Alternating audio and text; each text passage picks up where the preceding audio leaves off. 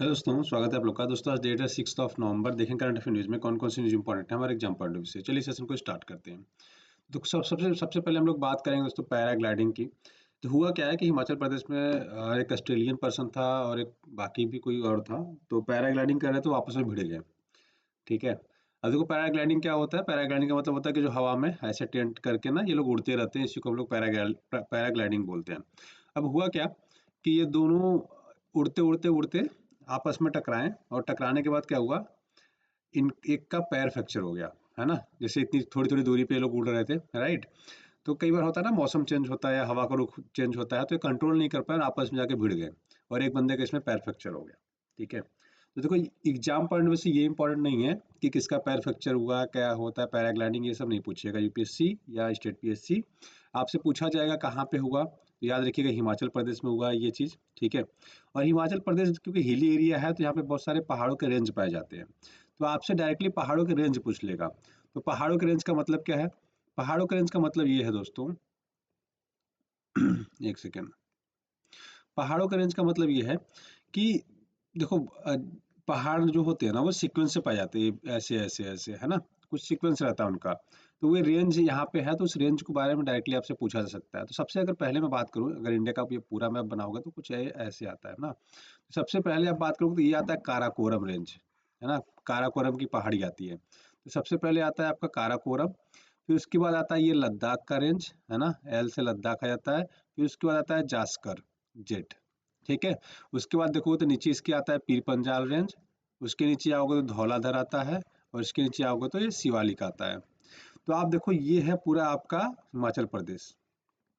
तो हिमाचल प्रदेश में आप देखो धौलाधर आ जाता है, शिवालिक आ जाता है और कुछ पार्ट आ जाता है जास्कर रेंज का, थोड़ा सा बॉर्डर टच करता है। ठीक है। अब इसको याद कैसे करेंगे? तो देखो मैंने सीक्वेंस से एक चीज लिखी है, क्या? के L Z P D S. तो ऐसे आप कर सकते हो, कल के, इससे मैं हिंदी में लिखता हूँ आपको ज़्यादा समझ में कल जाएंगे पीडीएस लेने, पीडीएस लेने। अब पीडीएस क्या होता है ना, पब्लिक डिस्ट्रीब्यूशन सिस्टम, जो जो हमारे स्टेट गवर्नमेंट वगैरह आपको राशन देती हैं तो उसको हम पीडीएस स्कीम बोलते हैं। तो आप ऐसे याद कर सकते हो, कल जाएंगे पीडीएस लेने। तो आपको ये सीक्वेंस याद हो जाएगा। सबसे पहले कौन सा आता है? काराकोरम आता है, फिर लद्दाख आता है, फिर जास्कर आता है, फिर पीर पंजाल आता है, फिर धौलाधर आता है, फिर शिवालिक आता है। तो ये आपको याद करना है इस सीक्वेंस में। आप अगर कोई और निमोनिक्स बना के याद करना चाहते हो तो आप याद कर सकते हो। आपको याद रखने से मतलब है, चाहे जैसे आप इसको याद कर लीजिए। ठीक है। तो ये आपसे डायरेक्टली यहाँ से क्वेश्चन ऐसे बन सकते हैं कि काराकोरम रेंज सबसे ऊपर है कि लद्दाख है। इसका सीक्वेंस पे आप ऑर्डर अरेंज करिए, चाहे नीचे से ऊपर दे सकता है, चाहे ऊपर से नीचे दे सकता है ना। ये पूछा भी गया कई बार एग्जाम में, तो आपसे ऐसे डायरेक्टली क्वेश्चन बन जाएगा। तो इतना चीज़ याद रखें जो आपकी एग्जाम पॉइंट से रिलेटेड हो जाता है। अब देखो हुआ क्या कि हाल ही में प्रधानमंत्री जी ने ये कई सारे राज्यों के स्थापना दिवस को लेकर उनको लेकर बेसिकली उन्होंने शुभकामनाएं दी, है ना। तो देखो अब थोड़ा सा यहाँ पे स्टेट की चर्चा हो रही थी तो मैंने सोचा कि क्यों ना हम एक बार पूरा स्टेट का फॉर्मेशन की ही बात कर लेते हैं, कैसे स्टेट बना, क्या कहानी रही, कौन कौन सी कमेटी बनी है, जिससे कि आपको एक बार पूरा ब्रीफ भी हो जाए, पूरा याद भी रहे हमेशा के लिए। ठीक है। देखो सबसे पहले बात करें, जब हमारा स्टेट बना, मतलब हमारा देश बना था, तो उस समय लगभग 4 कैटेगरी में हमने बाँट रखा था, ए, बी, सी, डी। मतलब राज्यों को भी 4 कैटेगरी में बाँट रखा था। राज्य A category, B category, C category, D category. D category में हमने बस अंडमान निकोबार को रख दिया था। फिर उसके बाद इसमें यूटीज़ को रख दिया था। इसमें उन राज्यों को रखा था जो मतलब हमने बेसिकली ब्रिटिश से लिया था और कुछ यहाँ पे जो राजाओं के शासन वगैरह होते थे, ऐसे करके कैटेगरी बाँट रखी थी। फिर क्या हुआ, हमने 7th कॉन्स्टिट्यूशन अमेंडमेंट किया और ये दोनों कैटेगरी को एक साथ मर्ज कर दिया कि नहीं, जब स्टेट होंगे बस। तो टोटल उस समय हमारे पास टोटल स्टेट कितने थे? 14 थे। और ये जो सी और डी था उसको एक साथ मर्ज करके यूटी बना दिया। तो ठीक है। तो उस समय हमारे पास 14 ये हुआ करते थे और 8 या 9 ये होते थे। ठीक है। आई थिंक 9 थे ये। 9, हाँ ये 8 या 9 कुछ तो थे ये। ठीक है। तो ये 14 स्टेट्स हुआ करते थे, इतने होते थे। ठीक है। अभी करंटली बात करेंगे हम क्या है हमारा। तो हुआ क्या कि एक कमेटी बनी जिसको हम बोलते हैं धर कमेटी, है ना। धर कमीशन बना। तो धर कमीशन से पूछा गया कि एक बात बताओ, हमने 14 स्टेट तो बना लिया, क्या इसमें भी स्टेट में बाइफर्केशन की जरूरत है, मतलब इसमें भी अलग अलग से स्टेट कुछ और निकालने की जरूरत है? तो इन्होंने बोला अगर सर आपको निकालना भी होगा ना, तो आप ये देखिएगा कि उसकी भौगोलिक स्थिति क्या है ना, जियोग्राफी क्या है उसकी, प्रशासन के हिसाब से सुविधा होना चाहिए, मतलब एडमिनिस्ट्रेशन के हिसाब से सुविधा होना चाहिए, प्लस इनको हम फाइनेंशियली एड, मतलब ऐसे स्टेट्स बनाए जिसमें कि फाइनेंशियली काम किया जा सके। जैसे अगर आप बिहार को आप महाराष्ट्र से कंपेयर तो कर सकते हो, है ना, लेकिन आप ये कह लो कि बिहार महाराष्ट्र के बराबर तो नहीं हो पाएगा। क्यों? क्योंकि यहाँ पे फाइनेंशियल एक्टिविटी बहुत ज़्यादा होती है, यहाँ पे बहुत ही कम है ना। तो ये ऐसे देख के हमें डेवलप करना पड़ेगा कि ऐसे राज्य बनाएंगे जहाँ पे हमको डेवलपमेंट करना है, उनको हम अलग तरीके से ट्रीट कर सकें। इन्होंने ये सारी बातें कही। इसके बाद एक और कमेटी बनी जिसको हम जेपीबी कमेटी बोलते हैं। इसमें जब पंडित जवाहरलाल नेहरू थे, वल्लभ भाई पटेल थे और पट्टाभी सीतारामैया थे। दिसंबर 1948 में बनी। ये सीक्वेंस कई बार पूछ लेता है कि कब कब बना था, उसकी रिकमेंडेशन क्या थी। तो इन्होंने कहा कि जी प्रशासन के हिसाब से बना था, बनना बनना चाहिए। इन्होंने भी कहा कि यार प्रशासन के हिसाब से बनना चाहिए, ज्योग्राफी क्या उसके हिसाब से होना चाहिए, भाषा उषा के आधार पर नहीं बनाएंगे कि जहाँ पे सबसे ज़्यादा भाषा ये बोलते हैं तो वो स्टेट बना दिया जाता, नहीं होगा। हुआ क्या कि आंध्र प्रदेश सबसे पहले मांग किया कि जी हमें भाषा के आधार पर राज्य बना दो, अलग से राज्य बना दो, मद्रास का पार्ट हुआ करता था। ठीक है। तो एक पर्सन थे पोट्टी श्री राम लू, ठीक है, श्री रामलू थे। ये भूख हड़ताल में चले गए और भूख हड़ताल की वजह से क्या हुआ, इनकी मृत्यु हो गई। अब हुआ ये सीन कि अब मृत्यु होने के बाद गवर्नमेंट को ये डर लगने लगा कि अब इस राज्य में क्या हो जाएगा, दंगे छिड़ जाएंगे। ठीक है। तो इन्होंने एक हानन फानन में एक कमेटी बनाई जिसको हम बोलते हैं फजल अली आयोग। फजल अली आयोग ने क्या किया, इन्होंने कहा कि जी भाषाओं के आधार पर आप क्या करो, राज्यों का गठन कर दो। ठीक है। तो 1956 में राज्य पुनर्गठन आयोग बन जाता है। उसके बाद से जितने भी राज्य बनते हैं सब भाषाओं के आधार पर अलग कर दिए जाते हैं। ठीक है। अब कैसे अलग होते हैं, देखो 1953 पे भाषाओं के आधार पर पहला राज्य जो बना था वो बना था आंध्र प्रदेश। आंध्र प्रदेश बन गया था। आंध्र प्रदेश बन गया था। ठीक है। अब आप देखोगे आंध्र प्रदेश 1953 में बनता है। फिर उसके बाद अगर आप देखोगे तो 1956 में गुजरात सेपरेट हो जाता है, किससे, बॉम्बे से। क्यों? गुजरात के लोग गुजराती बोलते थे, बॉम्बे के लोग मराठी बोलते थे। भाषाओं के आधार पर पहला बटा। फिर नागाज अलग हुए, आसाम से नागालैंड वाले अलग हुए 63 में। फिर हरियाणवी, देखा आपने सुना होगा, यहाँ पे पंजाब पंजाब दोनों पार्ट हुआ करते। तो यहाँ पे देखो तीन चीजें होती है, एक तो यूटी बन जाता है, हिमाचल प्रदेश। पहले पंजाब के तीनों पार्ट थे, हरियाणा भी पार्ट था हिमाचल का, और सॉरी पंजाब का, और हिमाचल भी था। तो हिमाचल में हिमाचली बोलते थे तो इनको अलग से यूटी बना दिया जाता है। फिर पंजाब से अलग करके हरियाणा को एक अलग से स्टेट बना देते हैं। क्यों? क्योंकि यहाँ पे हरियाणवी भी बोलते हैं, है ना, और यहाँ पे पंजाबी बोलते हैं। और हिमाचल की भाषा कुछ अलग थी, पहाड़ी, क्योंकि पहाड़ी एरिया आ जाता था। आप उन ठीक है, यहाँ पे आप देखोगे तो ये अलग अलग भाषाएं बोलते थे, तो इनको भी अलग कर दिया गया। फिर 1971 में हिमाचल प्रदेश को स्टेट बना दिया जाता है यूटी से, तो 18वां स्टेट ये बन जाता है। फिर उसके बाद आएंगे तो मणिपुरी, फिर मणिपुर को फिर स्टेट बना दिया जाता है, अलग से, आसाम से अलग करके। ठीक है। सॉरी, यूटी रहता है, यूटी से स्टेट बना दिया जाता है। फिर त्रिपुरा को यूटी से स्टेट बना दिया जाता है। फिर मेघालय को बेसिकली असम से अलग करके अलग से स्टेट बना दिया जाता है। फिर सिक्किम, सिक्किम तो इंडिया का पार्ट नहीं था। बेसिकली 1975 में क्या होता है कि ये भारत का 22वां राज्य बन जाता है, मतलब 36 कॉन्स्टिट्यूशन अमेंडमेंट से ऐड हो जाता है। ठीक, 35 से तो ऐड होता है, 36 से क्या होता है, इसको मर्ज कर लिया जाता है इसमें, इंडिया का पार्ट में फुल्ली स्टेट का दर्जा देके। फिर 87 में देखोगे तो मिजोरम बन जाता है। फिर ऐसे ही 87 में अरुणाचल प्रदेश। फिर गोवा को यूटी से 87 में क्या कर दिया जाता है, स्टेट का हुड का दर्जा दिया जाता है। फिर आती है 2000, उसमें क्या होता है 1 नवंबर को, ठीक है, 1 नवंबर को क्या होता है, छत्तीसगढ़ को अलग से मध्य प्रदेश से अलग कर दिया जाता है। ठीक है, 26वां राज्य बनता है। फिर आता है 9 नवंबर की बात। 9 नवंबर को होता है उत्तराखंड बन जाता है, किससे, यूपी से अलग हो जाता है। फिर 15 नवंबर की डेट आती है, 15 नवंबर को झारखंड अलग हो जाता है बिहार से। फिर 2014 में आता है तेलंगाना आंध्र प्रदेश से अलग होकर 29वां राज्य बनता है। अब ये किस दिन होता है, ये 2 जून को होता है, 2 जून 2014 को अलग होकर बन जाता है। फिर आपने 5 अगस्त 2019 सुना होगा, जहाँ पे लद्दाख और इसको यूटी बनाने की बात कह दी जाती है। फाइनली ये होता है 31 अक्टूबर 2019 को, जब लद्दाख को एक यूटी और जम्मू कश्मीर को राज्य से यूटी बना दिया जाता है। तो पहले देखो 29 राज्य हो गए थे, अब यहाँ पे टोटल हमारे पास बच जाते हैं 28। ठीक है, और 9 यूटी बचे रहते हैं। 2020 में क्या होता है, दादर नगर हवेली और दमन दीव को एक साथ ज्वाइन करके एक ही यूटी कर दिया जाता है। तो जहां 9 यूटी हमारे पास थे, टोटल 8 हो जाते हैं। तो अब हम बात करें करंट सिनेरियो में, ठीक है, अगर हम करंट सिनेरियो में अभी बात करें तो हमारे पास टोटल कितने स्टेट हैं, टोटल हमारे पास दोस्तों 28 स्टेट हैं। ठीक है, और यूटी कितने हैं, 8 हैं। चलो यूटी में आपको एक बार रिवाइज करा देता हूँ, स्टेट तो हमने लगभग लगभग डिस्कस कर ही लिया है। ठीक है, अब यूटी की बात करें तो कौन कौन से हैं, चलो आपके साथ याद करता हूँ मैं। जम्मू कश्मीर, लद्दाख, दिल्ली, चंडीगढ़, सीएसडी। ठीक है, उसके बाद और कौन सा बचा, चंडीगढ़ हो गया, दिल्ली हो गया, लद्दाख हो गया, यूटी।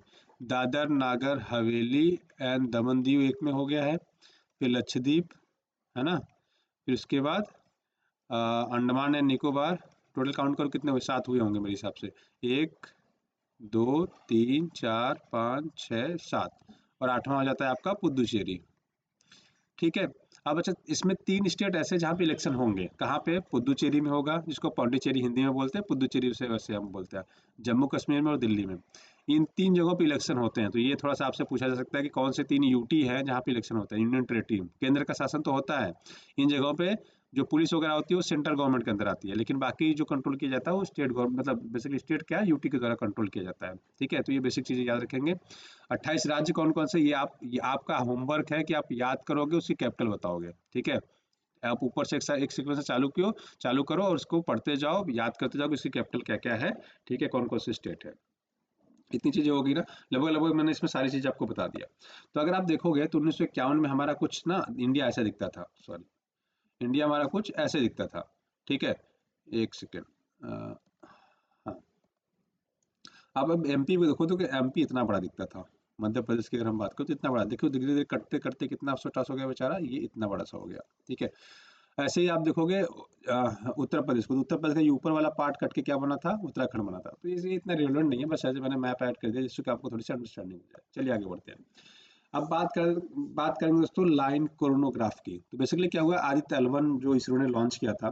ठीक है, तो आपसे क्वेश्चन के पहले क्या क्या बनेगा वो मैं बताऊंगा, फिर इसमें बेसिक क्या है वो समझने की कोशिश करते हैं। देखो, आदित्य L1 मिशन एक इसरो ने लॉन्च किया था, जिसका काम क्या था कि ये जाके सूर्य की स्टडी करेगा, सूर्य के कोरोना वगैरह की स्टडी करेगा, मतलब सूर्य का जो आउटर लेयर है उसकी स्टडी करेगा। इसलिए आदित्य का मतलब भी सूर्य होता है। तो आदित्य L1 मिशन लॉन्च किया गया था। L1 क्यों है इसकी भी हम बात करेंगे अभी। ठीक है, तो इसने पहला फोटो भेजा है जो सूर्य का दिखा रहा था कि सूर्य का कोरोना से क्या हो रहा है, फ्लेयर्स निकल रहे हैं, मतलब इसकी सूर्य की सतह से क्या है, आग निकल रही है, जैसे फ्लेयर बहुत सारे निकल रहे हैं, उसका फोटो इसने खींच के भेजा है। ठीक है, इसलिए चर्चा में है, तो उसकी भी हम बात करेंगे। अब आदित्य L1 किसने लॉन्च किया, मैंने आपको बता दिया किसने लॉन्च किया दोस्तों, इसरो ने लॉन्च किया। ठीक है, क्या नाम है, आदित्य L1। तो ये L1 क्या है ये समझते हैं। तो देखो, सूरज के ना कुछ आस पास देखोगे तो कुछ पॉइंट है। जैसे एक पॉइंट है, देखो यहाँ पे एक L1, L2, L3, L4, L5। ठीक है, तो ये ऐसे पॉइंट्स हैं जहाँ पे अगर कोई वस्तु रख दी जाती है ना तो वो वहीं पे रहती है। मतलब इधर की ग्रेविटी ना इसको इधर खींचेगी, ना इधर खींचेगी, ना इधर खींचेगी, ना इधर खींचेगी। ग्रेविटी तो लगती है, लेकिन न्यूट्रलाइज ग्रेविटी होती है। मतलब होता है ना, एक जगह हम ऐसी जगह पे किसी को खड़ा कर दो, चाहे इधर से खींच रहे, इधर से भी बराबर, मतलब 10 किलो का मान लो फोर्स लग रहा हो, 10 न्यूटन का फोर्स लग रहा हो, इधर से भी 10 न्यूटन का फोर्स लग रहा हो, इधर से भी 10 न्यूटन, तो ये यहीं पे खड़ा रहेगा, ना इधर जाएगा ना इधर जाएगा, ना 10। जैसे एग्जाम्पल देता हूँ कि एक 10 किलो का आदमी इधर से खींच रहा है, एक 10 किलो का आदमी इधर से खींच रहा है, एक 10 केजी का आदमी इधर से खींच रहा है, एक 10 किलो का आदमी इधर से खींच रहा है। तो क्या कोई खींच पाएगा, नहीं, क्योंकि इक्वली एक ही वेट के है, एक ही बराबर जान लगा खींच रहे हैं। तो ये जो भी कुछ भी रहेगा यहाँ पे, आदमी रहेगा, कुछ भी रहेगा, ये भी पड़ा रहेगा। सेम ऐसे ही है, ग्रेविटी इधर से भी बराबर खींच रही है, इधर से भी बराबर खींच रही है। ठीक है, तो ये बेसिकली याद रखिएगा कि मतलब जो लैग्रेंजियन पॉइंट इसको बोलते हैं हम लोग। ठीक है, तो L1 में रखा गया है। अब L1 और L2 कहाँ पे, ये थोड़ा सा समझ लो। जो L1 है वो सूरज और पृथ्वी के बीच में है, और L2 जो है पृथ्वी के आउटर साइड में है। ठीक है, तो इतनी चीजें याद रखिएगा। कई बार आपसे पूछ लेता है कि L1 कहाँ पे है स्थित है, तो ये आपसे डायरेक्टली पूछेगा तो आप बता सकेगा। ठीक है, तो ये याद रखिएगा, थोड़ा सा इंपॉर्टेंट भी हो जाता है। ठीक है, और L2 कहाँ है, तो L2 को याद रखिएगा, ये बेसिकली देखोगे तो यहाँ पे है। ठीक है, मून से भी दूर है, तो ये थोड़ा सा याद रखिएगा, है ना, ऑर्बिट से हमारे बाहर है ये वाला, ये देखो। ठीक, अब जनरली एक चीज और पूछा जाता है कि चंद्र ग्रहण और सूर्य ग्रहण में क्या होता है। देखो, चंद्र ग्रहण में किसको ग्रहण लगेगा, चंद्रमा को। तो चंद्रमा जब यहाँ पे आ जाता है ना, ठीक है, जब चंद्रमा यहाँ पे रहता है तो ये क्या होता है, सूरज की रोशनी पृथ्वी पृथ्वी के द्वारा रुक जाती है, तो सूर्य, हमें चंद्रमा नहीं दिखता है, तो हम कहते हैं चंद्र ग्रहण है। सूर्य ग्रहण में क्या होता है कि चंद्रमा यहाँ पहुंच जाता है ना, चंद्रमा यहाँ पहुंच जाता है, तो इसकी वजह से क्या होता है कि पृथ्वी से हमको सूर्य नहीं दिखता है। इसलिए हम क्या कहते हैं कि आपका क्या लग गया है, सूर्य ग्रहण लग गया। फिर से समझाता हूँ, देखो, ये रहा सन, ये रहा अर्थ, और यहाँ पे अगर आ गया आपका मून, बीच में मून खड़ा हो गया, तो हमें यहाँ से बैठ के दिखेगा सूर्य नहीं, तो हम इसको बोलते हैं क्या, ये है हमारा सूर्य ग्रहण। ठीक है, अब चंद्र ग्रहण की बात करते हैं। देखो, सन हमेशा फिक्स रहेगा, बस रोटेट क्या होंगे, अर्थ और मून होंगे। अब पहले तो यहाँ पे आपका मून था, लेकिन घूमते घूमते घूमते घूमते इधर आ गया। अब क्या होगा, हम पृथ्वी से देख रहे हैं अर्थ को, लेकिन सूरज की रोशनी पृथ्वी मतलब मून पे पड़ी नहीं रही है, तो इसकी वजह से हमें मून नहीं दिखता है, तो हम कहते हैं क्या, ये है चंद्र ग्रहण है। ठीक है, तो याद रखिए चंद्र ग्रहण और सूर्य ग्रहण में आपको अंतर थोड़ा सा बेसिक क्या रखना है, सूरज हमेशा फिक्स रहता है, मून हमेशा रोटेट करता रहता है, तो मून एक बार यहाँ रहेगा और एक बार यहाँ रहेगा, ठीक है। तो इतने बेसिक पॉइंट ये भी याद रखिएगा। चलिए आगे बढ़ते हैं। तो वेस्टर्न घाट की बात चल रही है, अभी गोवा ने कहा कि अच्छा है कि हमें इको सेंसिटिव एरिया बेसिकली कुछ वेस्टर्न घाट के उसको बेसिकली हमें ये आइडेंटिफाई करके इसको रिस्ट्रिक्ट करने की जरूरत है।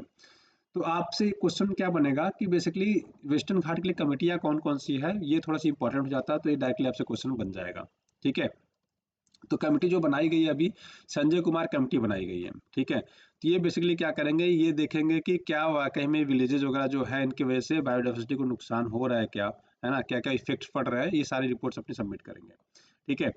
इसके पहले अगर बात करें तो वेस्टर्न घाट के लिए दो कमेटियां मेन इंपॉर्टेंट है, एक तो माधव गाडगिल कमेटी और एक कस्तूरी रंगन। ये दोनों इंपॉर्टेंट, बहुत ज़्यादा इंपॉर्टेंट कमेटियां हैं और ये एक चर्चा में रहा है, ठीक है। तो तीनों कमेटी आपको याद होनी चाहिए। माधव गाडगिल कमेटी किसके लिए बनाई गई थी, वेस्टर्न घाट के लिए, और कस्तूरी रंजन कमेटी भी वेस्टर्न घाट के लिए, और जो अभी बनाई गई है संजय कुमार कमेटी, ये भी किसके लिए है, वेस्टर्न घाट के लिए है, ठीक है। तो ये याद रखेंगे। अच्छा वेस्टर्न घाट किधर है इसकी भी मैं बता देता हूँ। देखो अच्छा, इंडिया का जब मैप बनाओगे साउथ का आप, तो ये वाला पूरा इलाका वेस्टर्न घाट कहलाता है, जिसमें केरल, गोवा, ये आपका महाराष्ट्र का कुछ बॉर्डर और कर्नाटक का बॉर्डर आ जाता है, इसको हम बोलते हैं वेस्टर्न घाट, ठीक है। तो ये थोड़ा सा याद रखेंगे, आपके एग्जाम पॉइंट से रिलेवेंट रहता है। अब बात चले तो कोटा विद इन कोटा की, अभी सुप्रीम कोर्ट में एक मसला भी चल रहा है जिसमें कहा जा रहा है कि हम कोटा विद इन कोटा करना चाहते हैं। कोटा विद इन कोटा क्या है ये समझते हैं थोड़ी सी। ये तो एक फ्लैट रिजर्वेशन चलता है, जिससे अगर आपको एससी कैटेगरी को तो 15% आपको रिजर्वेशन मिलेगा, एसटी कैटेगरी को तो 7.5% मिलेगा, ओबीसी है तो 27%, और वो भी क्रीमी लेयर में नहीं हो तब। क्रीमी लेयर का मतलब है कि 8-9 लाख से ऊपर आपकी सैलरी है तो आप जनरल में काउंट होंगे, आप ओबीसी में काउंट नहीं होंगे। फिर इकोनॉमिकली वीकर सेक्शन ईडब्ल्यूएस के लिए 10% का आरक्षण है, तो टोटल आप काउंट करोगे तो 59.5% के आसपास आ जाता है, ठीक है, 59.5। अब रिजर्वेशन विद इन रिजर्वेशन क्या है, या कोटा विद इन कोटा क्या है। सपोज करो एससी कैटेगरी की हम बात करते हैं, ठीक है।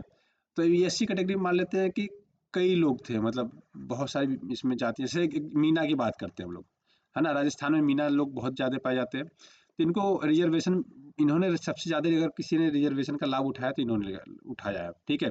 अब कहा ये जा रहा है कि देखो मीना लोग के पास खासतौर पे बहुत ज़्यादा वो बेनिफिट मिल चुका है, इनको अब रिजर्वेशन से बाहर निकालने की जरूरत है ना। ऐसी चर्चा चल रही है। तो जो कोटा विद इन कोटा का मतलब ये होता है कि सपोज करो मैं ओबीसी की बात करता हूँ, आपको ज़्यादा क्लियर समझ में आ जाएगा। अब देखो ओबीसी का मतलब क्या हो गया, ओबीसी में कौन कौन आ जाते हैं, ओबीसी में देखो जैसे यादव होते हैं, ओबीसी में आते हैं, विश्वकर्मा होते हैं, ओबीसी में आते हैं, ठीक है, पटेल होते हैं, यूपी में पटेल, बेसिकली यूपी बिहार में पटेल इसमें आ जाते हैं, ओबीसी में आते हैं। अगर आप और गुजरात में हो तो जनरल में आ जाते हैं, ठीक है। उसके अलावा अगर हम बात करें तो उसके बाद राजभर वगैरह होते हैं, वो लोग आते हैं, है ना। इसके अलावा और बात करें तो मतलब ऐसे ही बहुत सारी कैटेगरियाँ हैं। अब हुआ क्या है कि कहा जाता है कि जो पटेल हैं, कुर्मी हैं और आहिर हैं, ठीक है, यादव हैं, इन्होंने ओबीसी कैटेगरी उत्तर प्रदेश में बहुत ज़्यादा मतलब अवेल किया है, जिसकी वजह से क्या है कि इन कैटेगरियों को मौका नहीं मिल पा रहा है, जैसे राजभर को नहीं मिल पा रहा है, विश्वकर्मा को नहीं मिल पा रहा है। तो अब क्या किया जा रहा है कि इसे 27% में ये टोटल सब फाइट करते थे, लेकिन अब क्या ये लोग प्लान बना रहे हैं कि मान लेते हैं हम बाइफरकेट करते हैं, मतलब अब यादवों के लिए मान लेते हैं 27% में से हम कह देंगे 2% पे ही बस यादव जा पाएंगे, है ना। पटेल की हम कह देंगे कि 2% ही पटेल जा पाएंगे, ऐसे विश्वकर्मा भी 2% फिक्स हो जाएगा, राजभर भी 2% फिक्स हो जाएगा। इसका बेनिफिट ये हो जाएगा, इनका कहने का मतलब है जिसको जितना जरूरत है उस हिसाब से रिजर्वेशन ओबीसी के अंदर भी मिल जाएगा, एससी के अंदर भी मिल जाएगा, एसटी के अंदर भी मिल जाएगा, ठीक है। ये बेसिकली है। अब ये मान लो ये दोनों पर्सन ओबीसी थे, ये दोनों पर्सन मैं मानता हूँ कि ओबीसी थे, एक इसमें मान लो ये था क्या, यादव, है ना, और ये क्या है, राजभर है, ठीक है। तो हम इसको अब इसका कोटा फिक्स करके इसको एक चांस दे देंगे कि और एक चांस मिल जाए इसको ज़्यादा बढ़िया से, कि ये भी क्या हो, मेन स्ट्रीम में जुड़ सके, ठीक है। ये इमेज आपने कई बार सुना होगा, इक्वलिटी की बात करते हैं कि सबको इक्वल अपॉर्चुनिटी मिले, मतलब हम कहते हैं रिजर्वेशन हटा के सबको इक्वली ट्रीट करो। तो होता क्या, जो पिछड़ा है वो कभी मेन स्ट्रीम में नहीं जुड़ पाएगा, मतलब वो देख ही नहीं पा रहा है ना। तो ये लिबरलाइजेशन का कॉन्सेप्ट है, ये हम कैसे अचीव कर सकते हो, अगर उसकी बात करें हम, तो हम क्या कर सकते हैं कि विद इन कोटा करके क्या करें, कुछ टाइम बाद सारा रिजर्वेशन खत्म कर दे, लेकिन ये होने वाला नहीं है, क्योंकि जब आप देखोगे जब हमारा देश आज़ाद हुआ 1951 में, तो हमने 1951 में जब हमने लागू किया तो हमने कहा ये 10 साल के लिए होगा, लेकिन 10 साल के लिए ना होकर आज के टाइम पे देख लो आप 100 साल होने को आ रहा है, लेकिन ये कोटा खत्म होने वाला नहीं है और होगा भी नहीं। हाँ, इसमें हम बाइफर्केशन करते रहेंगे, ठीक है, क्योंकि आज के टाइम में लोगों के रग रग में घुस गया ये। अब बात करेंगे देखो इंटरनेशनल सोलर अलायंस की, तो चर्चा में है थोड़ा, ठीक है। अभी कुछ मीटिंग हुई दिल्ली में, इसलिए थोड़ा सा है, तो आपको मैं इसके मेजर मेजर चीज़ें बता देता हूँ। देखो ये बेसिकली जब शुरू शुरू में लॉन्च हुआ था ना, तो ये आपका जो 0 डिग्री है ना, जो जीरो जीरो डिग्री यहाँ पे 23.5 नॉर्थ आ जाता है, अर्थ की बात कर रहा हूँ, 23.5 साउथ आता है ना। ये टॉपिक ऑफ कैप्रिकॉन कैंसर होता है, ये टॉपिक ऑफ कैप्रिकॉन कर्क रेखा, इसको हम बोलते हैं कर्क रेखा, इसको बोलते हैं मकर रेखा, इसको बोलते हैं भूमध्य रेखा। तो ये भूमध्य रेखा के कंट्री को पहले जोड़ के बनाया गया था, इसमें इंडिया भी आता था, पार्ट था। ठीक है, उसके बाद आप बहुत सारे देशों को जोड़ दिया गया। तो एक क्वेश्चन देखो इस बार आपके बनने के चांसेस है क्या कि 101वां कंट्री जो जुड़ा है वो नेपाल जुड़ा है। तो आपसे ये डायरेक्टली क्वेश्चन पूछ लेगा कि 101वां कंट्री कौन सा जुड़ा है इंटरनेशनल सोलर अलायंस में। सबसे पहले इंपॉर्टेंट याद रखिएगा ये है। कब बना, तो याद रखिए नवंबर 2015 में बना था। COP21 पेरिस क्लाइमेट एग्रीमेंट हुआ, कॉन्फ्रेंस हुआ था, वहाँ पे जुड़ा था। इसका हेडक्वार्टर हरियाणा में है, गुरुग्राम में। ये भी थोड़ा सा याद रखिएगा। इनका 2030 तक का प्लान ये है कि हम 101 ट्रिलियन इन्वेस्टमेंट लाएंगे सोलर एनर्जी के सेक्टर में। मतलब इनका ये है कि ये कहते हैं कि आप सोलर एनर्जी पे शिफ्ट कर जाओ फॉसिल फ्यूल की जगह। फॉसिल फ्यूल क्योंकि जल के खत्म होते हैं और जलने के बाद पोल्यूशन बढ़ाते हैं। ये सोलर एनर्जी की बात करते हैं, ठीक है। ये थोड़ा सा एग्जाम पॉइंट से रिलेवेंट याद रखिएगा। 101वां देश अभी ऐड हुआ है, कौन? नेपाल, जो आपके एग्जाम पॉइंट से रिलेवेंट हो जाता है। अब माउंट लियो टोबी लाकी लाकी में बेसिकली क्या हुआ कि भूकंप आया। पहले वोल्केनो थोड़ा सा इरप्ट हुआ, उसके बाद भूकंप आ गया। तो कहाँ पे है ये आपका लिबो टोबी लाकी लाकी। तो ये इंडोनेशिया में दोस्तों, थोड़ा सा याद रखिएगा। मैंने इंडोनेशिया का मैप ही कुछ दिन पहले आपको पढ़ाया था यहाँ पे। तो ये है इंडोनेशिया का, ये जहाँ पे ये भूकंप भी आया था और माउंट बेसिकली वोल्केनो भी इरप्ट हुआ था, ठीक है। इंडोनेशिया के कैपिटल की बात करें, देखो जकार्ता है, लेकिन अभी हम इसका न्यू कैपिटल कहाँ पे बना रहे थे? बोर्नियो आइलैंड पे बना रहे हैं, कहाँ पे? कालीमंथन पे। तो ये थोड़ा सा याद रखेंगे, एग्जाम पॉइंट से रिलेवेंट हो जाता है। मैंने इसे कुछ इंपॉर्टेंट आपको प्लेसेस भी बताए थे कि याद रखिएगा। ये सुमात्रा है, ठीक है। स्टेट ऑफ मलक्का है जो मलेशिया और सुमात्रा के बीच में है। जकार्ता इसकी कैपिटल है, जिसको हम आगे चल के कालीमंथन में शिफ्ट कर देंगे, है ना। ठीक है। सुलवेसी इसकी एक आइलैंड है जो जहाँ पे वोल्केनो बहुत ज़्यादा आते हैं, तो ये भी मैंने आपसे डिस्कस किया था। फिर इसके अलावा एक जावा द्वीप है इनका, ठीक है। और जावा द्वीप के आगे बढ़ोगे तो देखो जावा सी है, जो बोर्नियो को और जावा को अलग करता है। तो ये भी आपसे एग्जाम से डायरेक्टली पूछा जा सकता है ना। इसके कैपिटल की अगर सॉरी कैपिटल तो हो गया। इसके पड़ोसियों की अगर बात करें तो देखो पड़ोसी मैंने बताया था कि ये एक न्यू टाइमर है। एक सेकंड, हाँ यहाँ पे देखो, यहाँ पे इस टाइमर है पापुआ न्यू गिनी और मलेशिया, ठीक है। इनसे क्या है कि फिजिकली इनका बॉर्डर लगता है। तो ये थोड़ी सी 3 देश हैं जिससे इनका फिजिकली बॉर्डर लगता है, अदरवाइज सारे जो बॉर्डर लगता है समुद्री से बॉर्डर लगते हैं, ठीक है। तो आशा करते हैं दोस्तों अब चीज़ें आपको समझ में आ रही होगी। अगर आपको कुछ सुझाव है, कुछ चेंजेस करना है कि सर नहीं कुछ चेंज करिए, कुछ अलग तरीके से और भी हमें ये टॉपिक्स ऐड कर दिया करिए, तो आपका जो सुझाव हो प्लीज़ कमेंट करके बताइए। तो हम क्या करेंगे, उसको ऐड करते रहेंगे, ठीक है। तो अभी अब आशा करना कि चीज़ें समझ में आ रही होंगी आपको। चीज़ें मैं कोशिश करता हूँ कि थोड़ी डिटेल में हो, जो न्यूज़ में लिखा गया उसके जो पीछे का बैकग्राउंड है वो भी आपको ऐड करके समझा सकूँ। मेरा प्रयास ये भी रहता है, ठीक है। और बाकी देखो अब धीरे धीरे हम लोग स्टेट भी ऐड करते रह रहे हैं इसमें, तो स्टेट ऐड करते जाएंगे तो जिससे आपको और भी चीज़ें तेजी समझ में आती जाएंगी, ठीक है। तो आशा करता हूँ दोस्तों वीडियो पसंद आया होगा। पसंद आया तो अपने दोस्तों के साथ लाइक से सब्सक्राइब करना ना भूलिएगा। वीडियो देखने के लिए बहुत बहुत धन्यवाद। आपका दिन शुभ हो। Thank you so much, have a great day.